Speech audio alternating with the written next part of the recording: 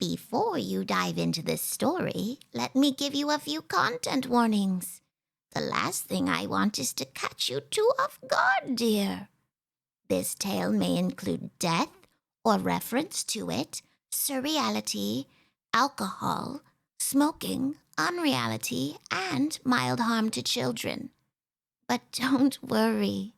While they may get some bumps and bruises, no children will die.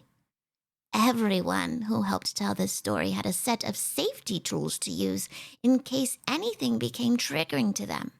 But I want you to be safe as well. So if anything happens that is triggering to you, please do take care of yourself. Remember, you can always step away if you need to.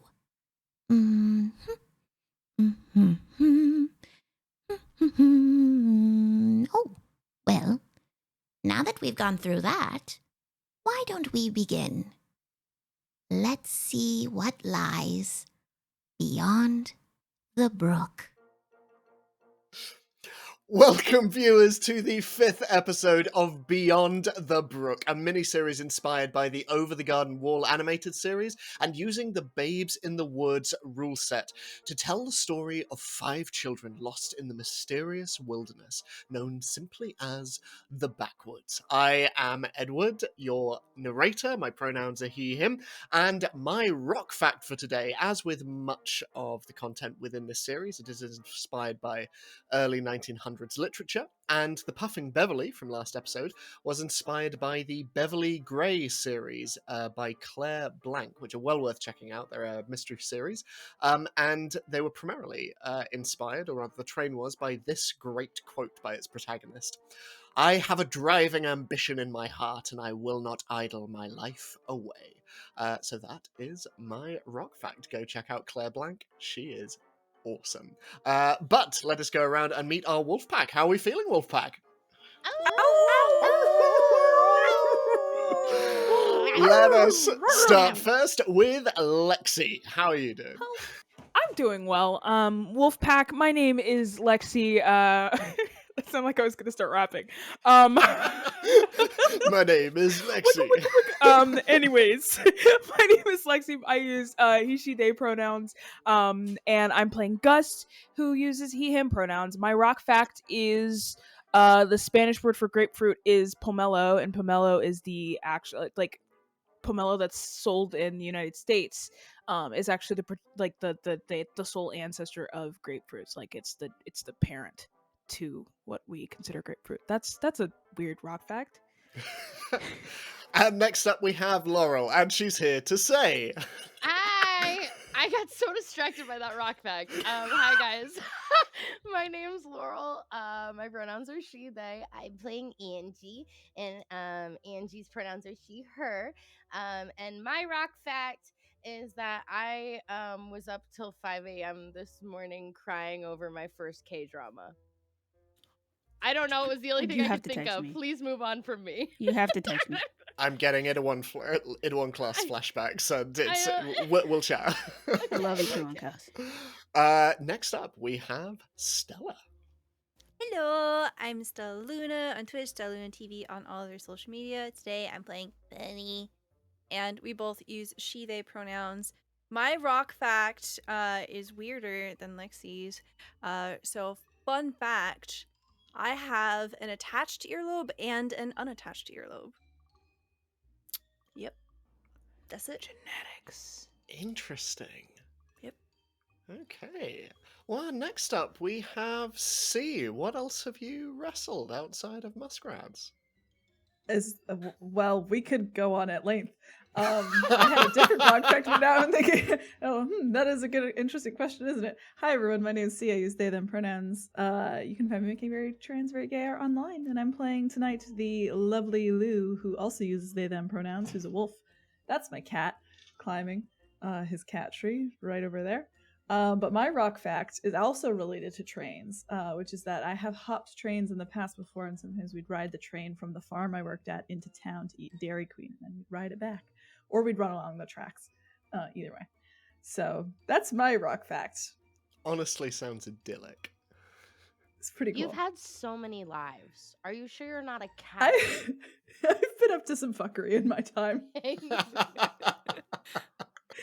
And finally, we have Maddie. Hi, Maddie. Hello, I'm Annie DuVernay. I use she, they pronouns, and I play Ixia, and Ixia also uses she, they pronouns. My rock fact is... It's a good one. Boy, is it a doozy. Wait for it. I can see it bubbling. Yeah, no, it's there. It's a thing. I really like chicken tikka masala. That's a good one. And I tell you My what's whole as life for that fact. as good as chicken tikka masala. Our sponsors, Frivolous Bear and Die Hard Dice. I'm walking it over to their website. Go check them out. They are absolutely incredible. We cannot thank them enough.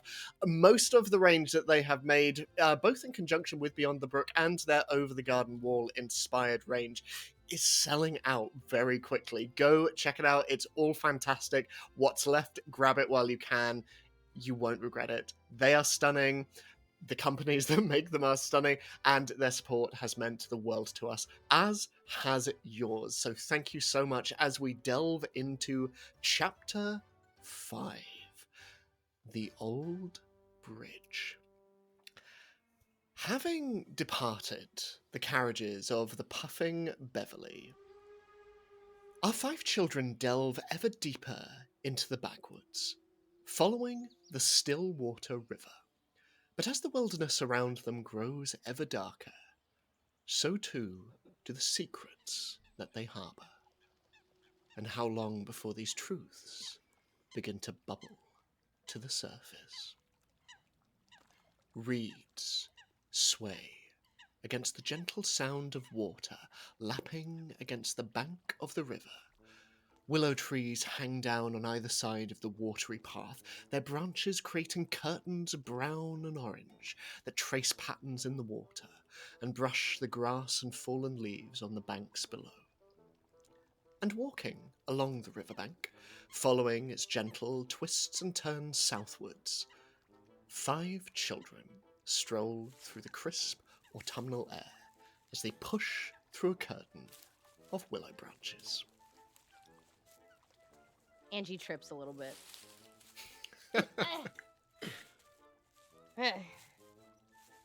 Where are we? We're by the river, but as I was saying, actually, did you know that some fish, such as the great white shark, can actually raise their body temperature on command? Like they can just get hotter. And the word halibut actually means holy flatfish because you're supposed to eat it at special times.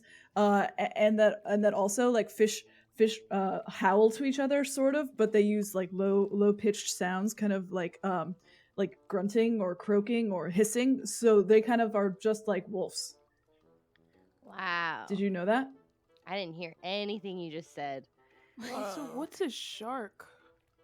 It's like a really big fish with a lot of teeth. Mother Wolf says they're like the wolves of the ocean. I don't know what that really is, but it sounds really cool. Okay. So where are we? By the river. We're in the south, which is where we, that's where we came. Yeah. Actually, I don't recognize this place like I normally would. Lou, are we getting close? Well, yeah, we're getting close. We just have to, we have to cross the old bridge and then, up a few more mountain passes and then we'll be there. Almost. In a few days. Probably. I think Angie's, while everybody's talking, is going to kind of waddle away to possibly use her special move, Stumble Upon. Okay. Ah, my dice went into my sleeve. Okay. A magic trick. You can do magic. You're doing it, Peter. You're doing it. Peter. You're flying. God dang it. Okay, 4 plus 4. Crap. -1. So 7. 7. So, what does your special move entitle you to? So you get distracted and follow your own whims away from the group. At a 7 to 9, you find something interesting, but you keep it a secret. Write it down on your sheet to reveal it at a different time. Okay. So, I will say that as you are walking along, everyone except Angie, take your headphones off real quick. Sorry! Not the juicy. start. My turn. Angie, as you're waddling along, you almost trip on something else, and for a moment you look back expecting to see a branch. And you do not see that. You see instead a small turtle just moving along the banks, and it's just grazing on the grass. Just Holy crap! Oh my goodness. Angie's gonna kind of waddle up to it and get really small and crouch down to it and look at it and says, "Hey." Okay, I know what to do. And I pick it up the way that my sister taught me how to pick up turtles when we would play by the lake. And I'd pick it up by the sides, and I said, I'm going to whisper into the hole that he just popped into. And I go, your name is Lettuce now, and you are my best friend. as you I'm a- mentioned the word lettuce, this newly named turtle just pokes its head out and You like the name Lettuce, huh? Then that's your name. And then I pick some grass on the ground and I give it to him. he eats it. And and I put him in my pocket. Everyone can put their headphones back on as Angie, you return to the group with your new little secret. Angie has the biggest smile on her face. She's like, guys, I have a secret.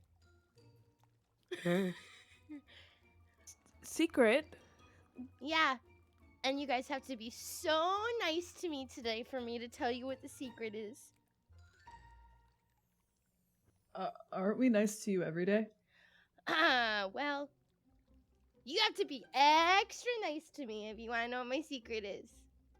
This seems transactional. Is that healthy? I don't know what that means. Gust runs over, takes off his cape, and puts it on the ground so that you don't have to step in a puddle. It's like, and I don't know what transactional means, but I want to know the secret. Angie like puts on her best princess act and kind of flicks her wrists and walks over the pedal or the puddle, the jacket, the cape. Goodness gracious, she walks over the cape and she goes, "Thank you, Gust." In his rush to take off the cape, Penny and Ixia, can both of you make a take a gander, and I'm just going to see who rolls higher. Oh, okay. I thought I was gonna get hit by something again.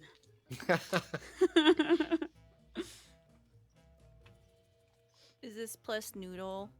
This is plus noodle. I got 11.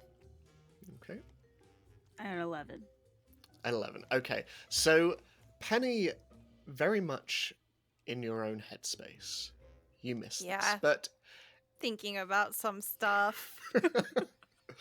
Ixia, as Gust whips off his cloak, you just hear a squelch to one side. And as he rushes forward to lay down his cloak before Angie, who daintily trots across it, you see in the wet riverbank ground the golden brooch that hangs around Gust's cloak whenever you have seen him. And it glimmers gold in the light. And it just sits there in the mud. Ixia walks over to the brooch and picks it up and starts cleaning off the mud, maybe a little bit, and then goes, Gust, I think in your quickness of taking off your cloak, you might have dropped this. It looks pretty valuable, so Don't touch that. And I run over to you and grab it from your hands.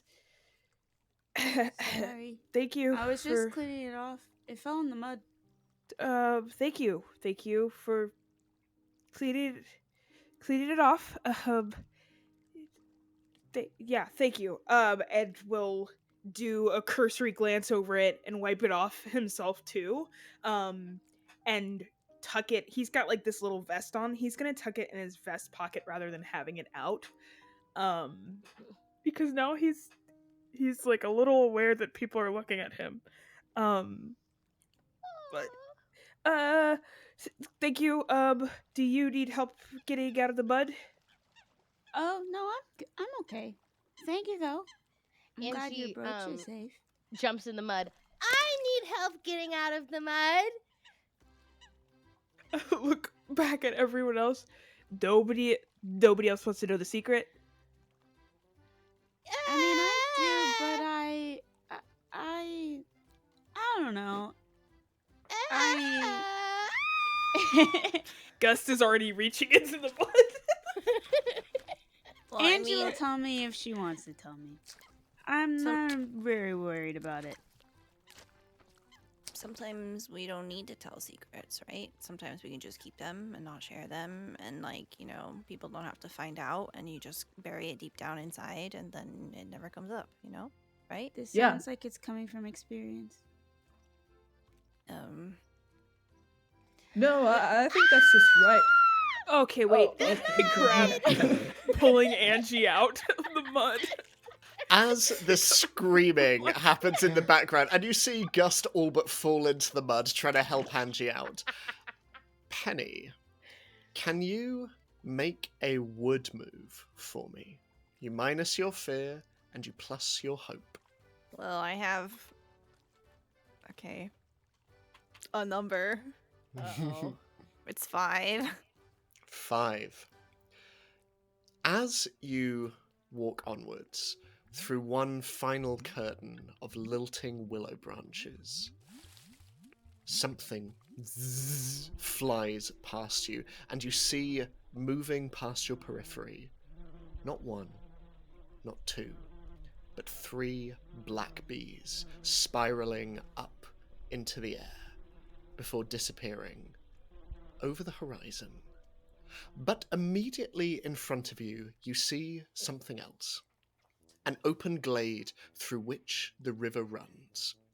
On either side of the water, you see near identical sights, so much for a moment that almost it looks like a mirror has been placed down the middle of the river. On the north side of the bank stands a collection of Lou-sized frogs and Angie-sized toads, all of them wearing red military tailcoats and tall black hats, stood to attention behind a wall of cannons that is pointed towards the south bank, where, on the south bank, you see another battalion of amphibians behind an equally intimidating barricade. And behind these simple brown tents and identical flags displaying the image of a winding river stand at the rear of each group. And between the two forces, stretching across the river and serving as a kind of no man's land, you see an old, crumbling bridge of grey stone covered in moss and weeds, and it is seemingly the only way of crossing the river.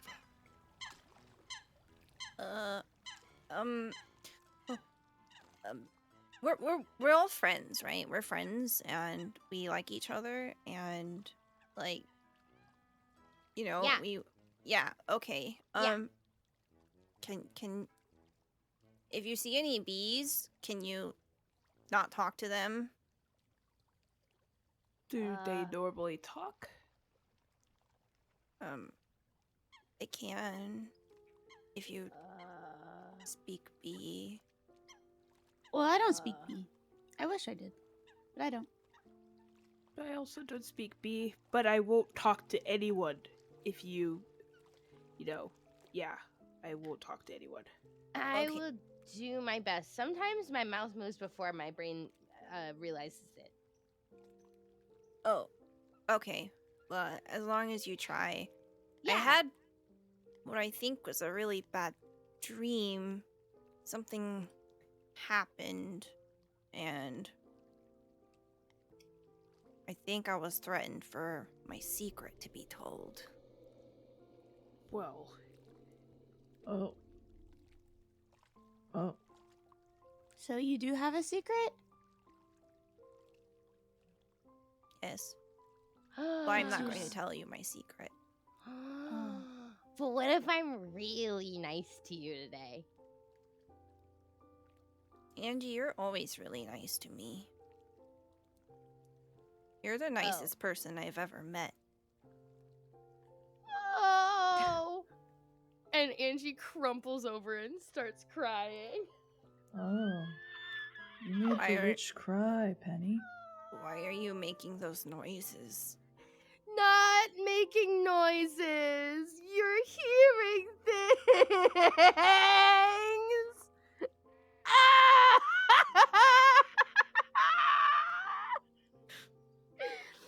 I'm definitely Anyway. not telling you my secret now. no, you have to tell the secrets. Listen, there's no such thing as secrets, okay? If we're a group, if we want to travel together, you have to. It's the sign of a good. And I look up at Lou. It's the sign of a good pack. It's with you. There's no musical note that can hide from another one. It either rings true or it sounds really bad. And I think that so far we sound great together and we work great together. And where I'm coming from, no secrets are allowed. And that's because it helps us feel like a family. Lieutenant tips their head a little bit and frowns. But Mother Wolf always says that some secrets are made to protect us. Oh. But it's. I guess she's a mother too. But still, that doesn't. But what if the secret hurts you? How would you feel if you got told that it was meant to protect you? You would feel good. Or what if the secret involves more than just you, and by not telling people, you put others in danger? Here's what I'll say, everyone, and gather around. Here. As long as your secrets do not harm your friends, your very bestest friends who love you so very much, who are so kind to you, as long as you're not harming your friends, you're allowed to keep your secrets. Sometimes things are just better in your head. And if you're gonna hurt your friends, well, probably means that you weren't really their friends to begin with. And if you're still listening to me right now, why? Thank you. My secret won't hurt other people, but it will hurt me. But we don't want you to be hurt. Which is why I don't want to say it. But I can talk about this weird dream that I had. Okay. And that, okay. Yeah. Okay. Okay, so there were these flowers. And Penny turns to Ixia, and you see Penny just balloon into the vague, like, shape number of petals as the flower. It was about the same color as me, and it looked like this. I don't know if you've ever seen it before, but, Oh. You know, it's not growing on me, so I couldn't say that I have. Okay. Well, it was pretty, and it made me think about you. And so I went to go look at it, and maybe I was going to ask it if it would come with me so that I can bring it back, and then you could look at it because you have a whole thing with flowers, and they just seem like they're your thing. But then it turned like gray, and there was this darkness, and there were bees, and these big eyes,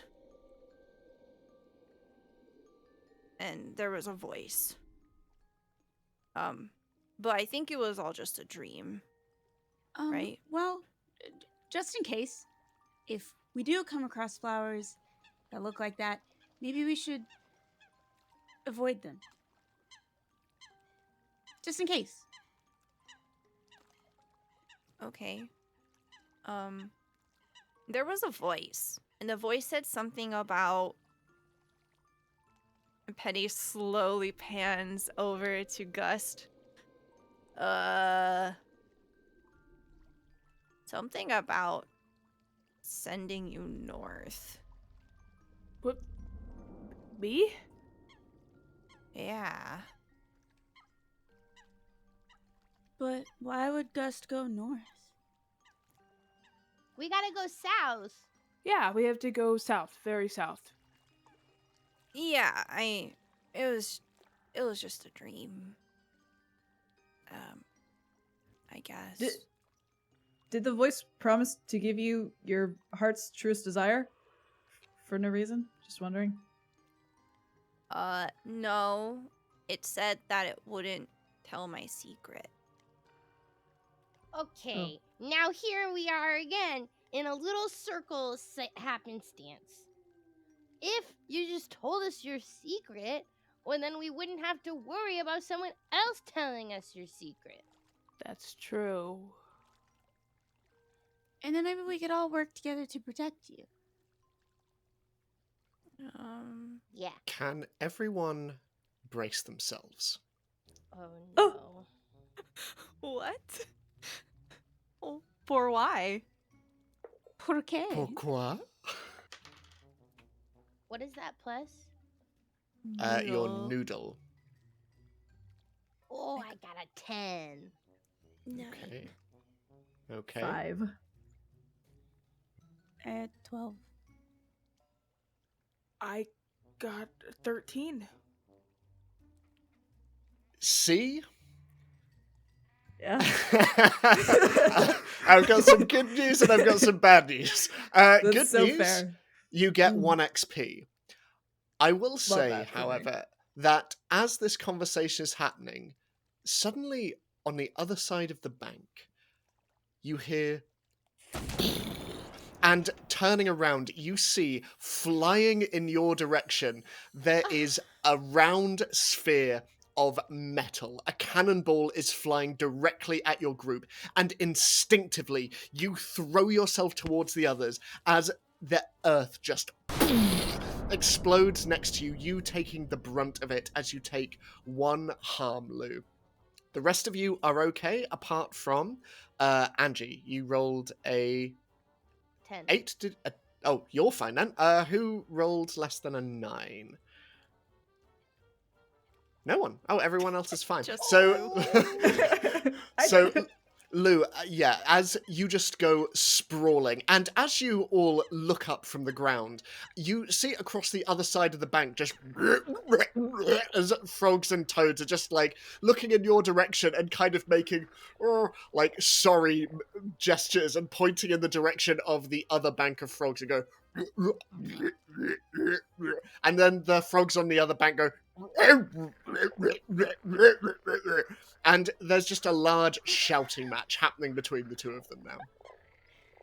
Does anybody speak frog? Hey! Watch where you're shooting those cannonballs! We were having a conversation about secrets. Last time I checked, that was English. Huh? No, that was right? Yes. So, this seems really dangerous. This area right here. And I don't think any of us know how to talk to these guys. So, Well, I mean, how did they respond to our friend here? How did they respond to Lou? Take a gander, if you would like. Yeah, I'd love to. Yeah. Let's see. 8. 8. So you can choose one of the following. You infer something important about the folks who are in this area. You notice an item that piques your interest, and you see someone who could help you, or you notice something dangerous that would be wise to avoid. But I feel in this case, the last one is probably fairly evident, as the frogs are just reloading the cannon that went off by accident and slightly repositioning it to be more in the direction of the opposing camp.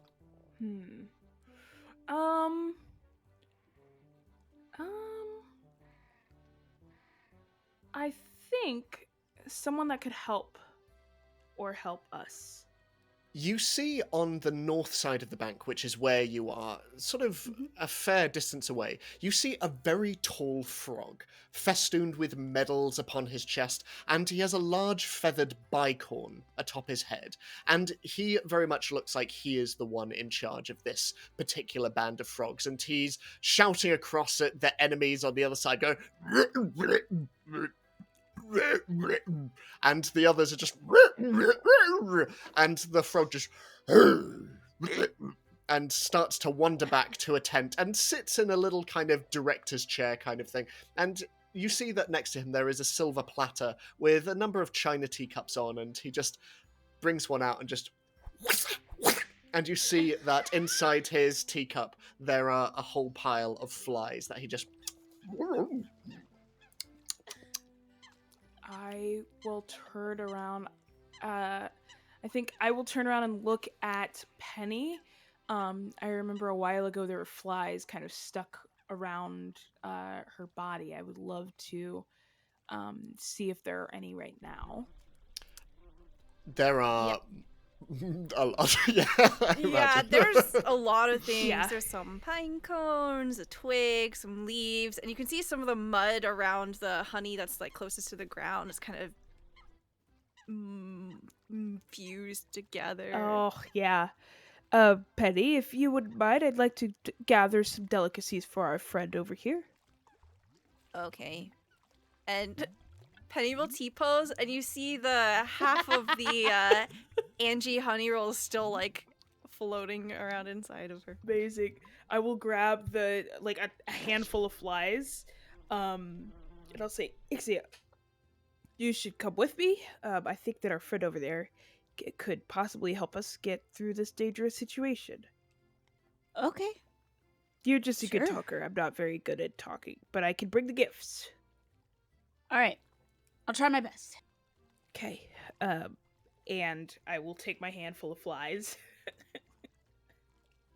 As you approach the camp, the captain just looks around in his chair and immediately stands to attention as the two of you approach, and removing his large feathered bicorn, just bows deeply, his froggy nose almost touching the ground, before immediately standing up to attention with a boing, and he places the hat back on his head and...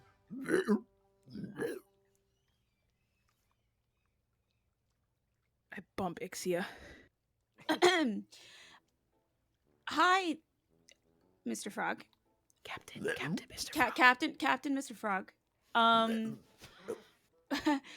We were just wondering if you could help us a little bit. You seem to know your way around this area, and we may just need a little bit of guidance. And he bows again and points in the direction of the recently uprooted earth from the cannonball, and just looks across to the other side of the bank where you can see the other frogs and toads, and he just... and gestures at the chairs to one side and sits down and offers you a china cup full of flies and... You know, I had some earlier. I'm good. Thank you. And he places it down and just sits and gestures at the seats. Angie sits. Angie sits so fast.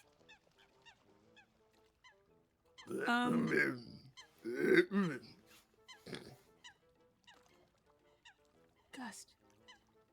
Do you know what they're saying? Guys, hey, I know that you didn't want me to take the reins here, but I think we need to cross that bridge. And I don't know if he's gonna let us, because the other guys are over there. Sorry, it's an accent I learned from watching TV really late at night. Angie's onto something, yeah? Maybe, yeah. Hold up. Captain Mr. Frog, what exactly is going on? Is this like a battle? And he gestures to one of the nearby toads who and walks off to one side and disappearing into one of the nearby tents. He comes out with what looks to be a large sealed scroll and passes it to the captain. And the captain just passes it to you, Ixia, and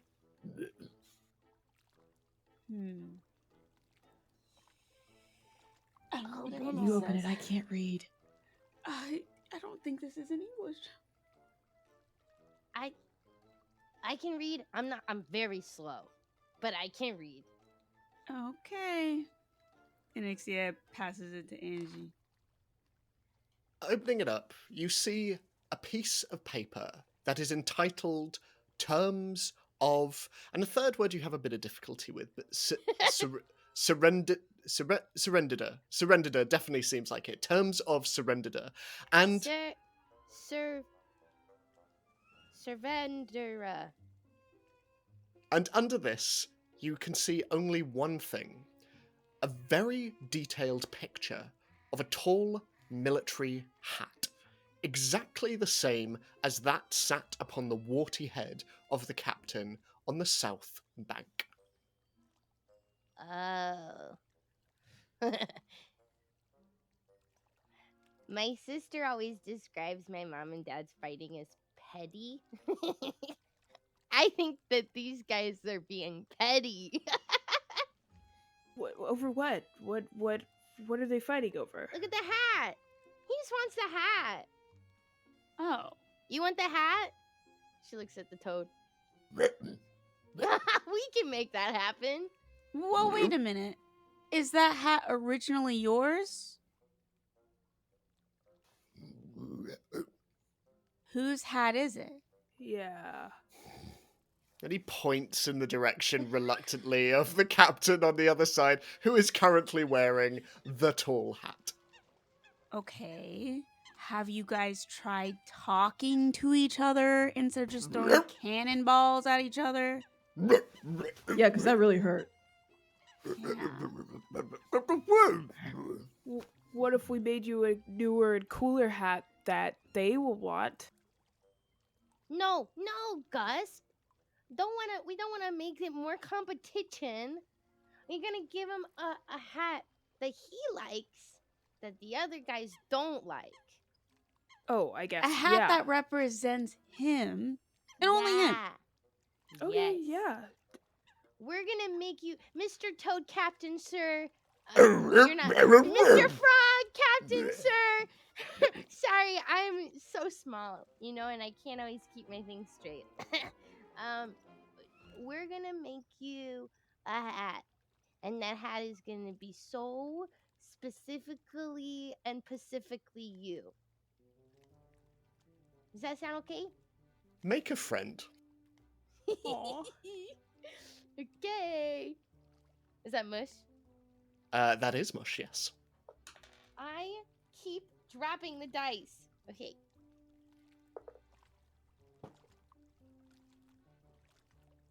You've got wishes. Well, I'm Me trying too. to decide if it tells a funnier story. Is it funnier to fail here or fail later? Yeah, no, I failed here. Okay. He very gently stands and, with you holding the scroll, just turns you, walks you to the end of the bridge, and points in the direction of the captain, who stands on the other side, and just... Okay, I wave at the other captain. All right. Ixia, we're gonna figure something out. We're gonna compromise. Yes. Compromise. You're close. All right. Compromise. And Angie puts the broom between her legs and waddles towards the other captain. Ixia follows close behind. The rest of you watch as almost like meeting in the middle of no man's land. Angie and Ixia are met by a short toad, almost Angie's height, covered in jangling medals, shuffling over, and removing the tall military hat from off his warty head that is almost as tall as he is. He gives a tiny, stiff bow before standing upright, and before you can say a single word, he hands a piece of paper over to you that simply says, List of demands. And underneath there is a similarly detailed picture of a feathered bicorn. Exactly the same feathered bicorn that sits atop the frog commander's head behind you. And with that he turns and immediately shuffles away with a... Okay. Well, all they want is They to just wanna- trade. They just... Angie falls to her butt and starts rocking back and forth laughing. Like, this is the absolute funniest thing she's heard since she's been lost. And it feels so good to laugh and not be stressed. And she's just like, yeah. And she gets up and she points at one captain. And she points at the other one. Yeah, all right. We got this, Lou, Ixia. who's back on the shore, I think just kind of standing next to Penny, watching all of this, goes, I think the witch is broken. Yeah, something's happening. It looks kind of dramatic. Is this what they write like war ballads about? I don't know what that is. Gust is playing music next to Captain Frog. I'm literally just as he eats, just like playing a few notes. As you do so, another frog musician just comes next to you and starts playing a on the drums, just accompanying you. Becomes this strange, almost elegiac military tune floating over the bridge. I'm making music. As Angie approaches the captain, she starts hearing the music, so she starts dancing while she's approaching the captain.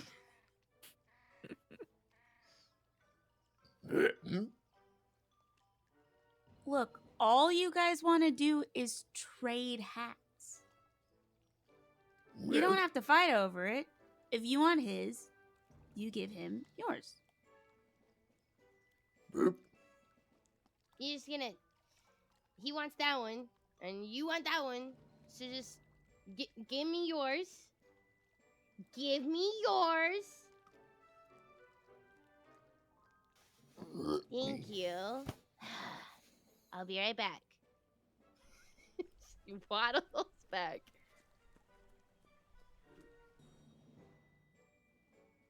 Thank you so much for your demandsy. She waddles back to the first one.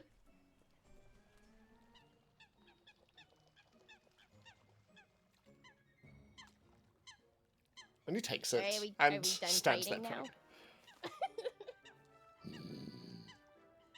proud. And he just gestures at the bridge. I think that beats thank you. Oh! You're welcome. All right. Don't go fighting over anything else. Use your words.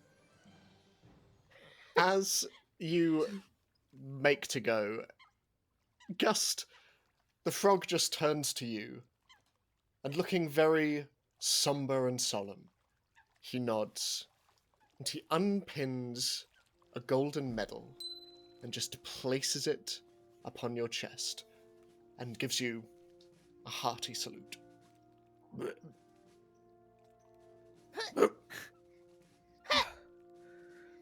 And I'll play one tiny little note.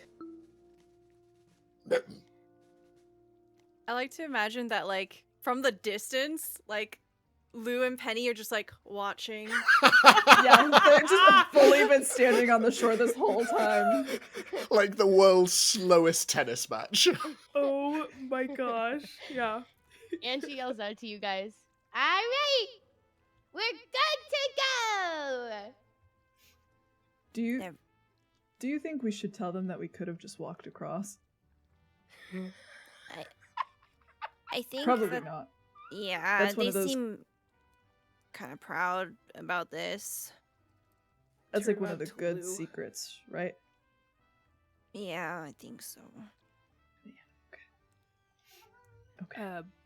Gus turns around to Lou from a distance and is like pointing at the medal. You have a second piece of gold medal. Nice. And you have 2. Runs over the bridge.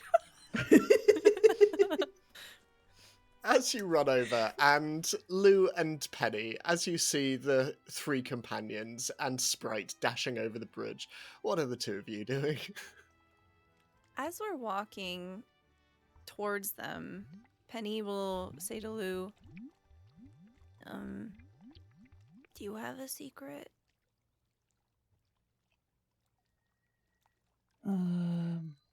You don't I have to think so. say it, but...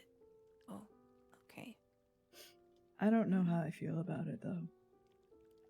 It makes me feel weird, like there's a fish in my chest wiggling around. I don't like it, I think. Do you know what will make that feeling go away? Mother Wolf always says that sometimes the scariest things are the things you need to do in order to be really brave. So I think I maybe just need to be brave. Oh, I want to do a move here. Yes! I have a move called Be Brave. Hold on. Oh my god! Okay. When you stand up to a threat, protect someone else from harm, or act in defiance of any immediate danger, say something heroic and roll steam. I think the immediate acting in defiance of immediate danger, it's like I definitely had this like weird encounter, and it's probably dangerous to talk about, but I'm going to talk about it. So I will roll my steam. This conversation happens as you move over the other side of the bridge, where you can see the Toad captain is frantically writing out a brand new set of demands, which includes but is not limited to the opposing captain's chair, as you leave the South Bank and still following your friends. Penny, what did you roll? I've rolled a 10. On a 10 plus, you shift the tide of the situation and the threat backs down. So as Lou says, be brave, Penny says, maybe if I be brave, maybe it'll be easier for you to be brave too. Maybe we can both be brave together? If you want, like, no pressure or anything. But I think I'd like that, maybe. okay. Are you ready for my secret? Yeah, okay. Could we stop here? At the top of the bridge? Yeah. Okay. Yeah. What's your secret? My secret is I wasn't always made out of honey. I used to be a bee. You used to be a bee? You know how you're part of a pack? I used to be part of a hive. So you did have a pack. Yeah, this one's a lot nicer. You didn't like your old pack? Well, it was really difficult. You see, the thing about being part of a hive is there's a lot of bees in a hive. So it was kind of hard to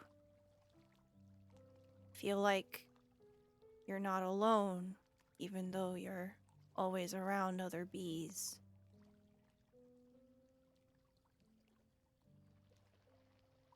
Oh. And what happened?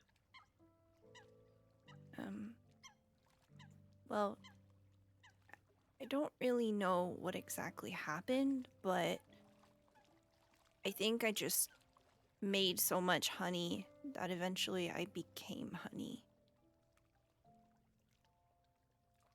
Oh.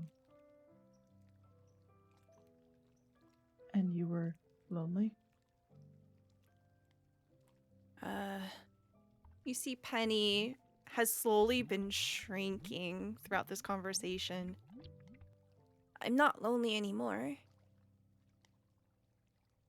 I think Lou has been like leaning down at the same rate that you've been shrinking down so that you're still like talking at eye level. I'm glad you're not lonely anymore. And I'm sorry your old pack, your old hive didn't see you for who you are. I think you're pretty great. You're the best chef I know, and not only that, you say really funny stuff sometimes. You're not just the things you make. Thanks for telling me your secret. As you say, you're not just the things you make. You just see the whole outline of Penny beginning to warble. Oh, what's I think this is the equivalent of the noises that Angie was making earlier. Oh. Don't look at me. And Penny Okay. just turns around. I think Lou also turns around, so you're like standing back to back now.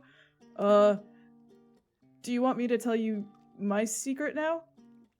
Only if you're ready, if you want to. No, I think I maybe should, or else you might wobble forever. It's really hard to stop wobbling. Yeah, it's never happened to me, but it looks uncomfortable. Okay, I guess my secret's kind of similar. Is that I haven't always been a wolf either. I don't really know who I am. But I know I want to be a wolf. And I think I maybe made a mistake.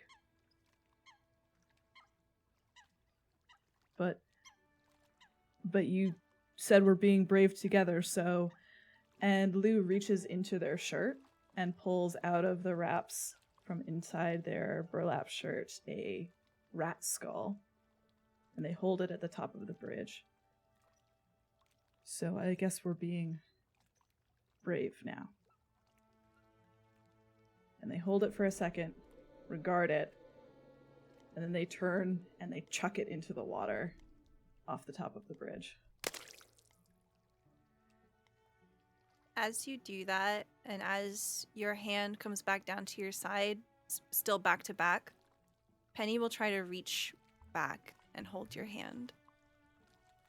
Blue takes it. Oh, sticky. Yeah. I can't do anything about that. That's okay. I think it's cool.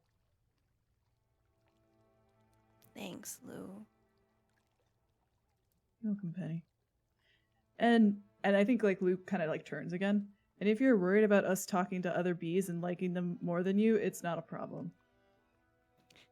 Penny stops warbling and turns back towards you. Penny's like half the height she was originally, and she says, "So yeah, they're like my family, and I kind of I'm not ready to talk to them again. So, yeah." Are they around here? Is that why you got all weird? Should we go? Okay, Yeah. let's go. Come on. We're almost to Mother Wolf. We could just go. Okay. You don't have to talk to them if you don't want to. You have a pack now. And Lee's ears kind of like perk up and their tail starts wagging. So, yeah. Penny pulls back up to her normal height and goes, "Ooh." Oh, that was so good. You hear Angie so far in the distance.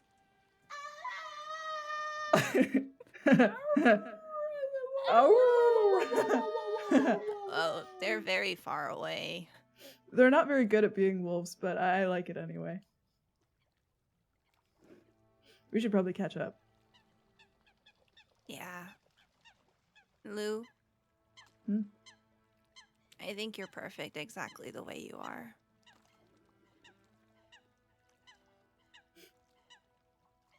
And their tail wags a little bit harder as they start pulling you along at your slow pace back down the other side of the bridge. As the two of you catch up with the other three, leaving behind this brigade of frogs and toads who will be forever locked in perpetual petty combat. The light in the sky begins to dim, and the moon begins to rise as a perfect white circle hangs against the black curtain, against the tiny pinpricks of light that make up the stars. And this round plate is reflected off the unnaturally calm waters of the Stillwater River, illuminating in the banks below, resting on the bed, the rat skull that slowly sinks deeper and deeper into the mud before disappearing entirely.